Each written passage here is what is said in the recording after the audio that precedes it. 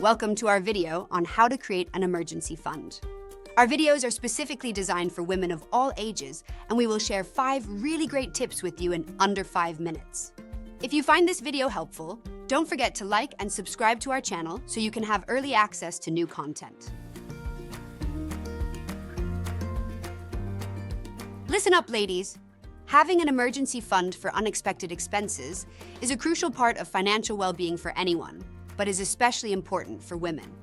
You may have heard experts say how important it is to have 6 to 8 months of emergency savings in your bank account.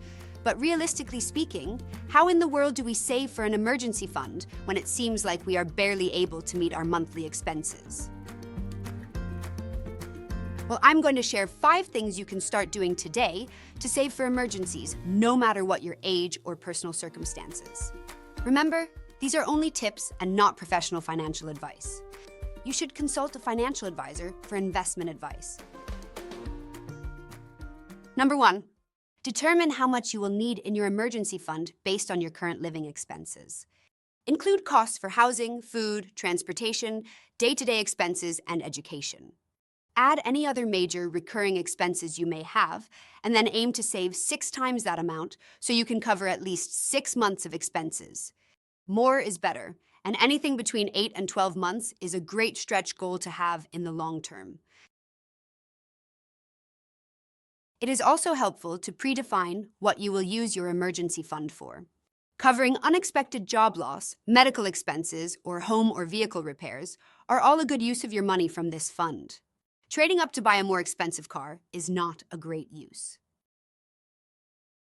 Number 2, set up a separate savings account that can pay you interest for your emergency savings. Have your emergency fund be separate from your usual checking account, so the money is not as easily accessible and you can use it for true emergencies. If you use money from this account, use it only for emergencies and replace the used funds over time. Be sure to have a goal in mind for your fund so you know when you reach it. Number 3, this one is important. Create a system for making contributions to your emergency fund. Remember, you only need this system in place until you achieve your goal for your emergency fund. An automated transfer from your checking account every month will work best. You can decide how much you want to contribute and what feels like a comfortable number, but once you've set it, you can forget it and be sure that your fund is growing. You may even be able to request your employer to directly deposit your paycheck into 2 separate accounts, one for your living expenses and one for your emergency fund. If your life situation changes, you can always adjust the amount you contribute. If you do this consistently and make it easy for yourself, you are much more likely to stick to and accomplish your long-term goals.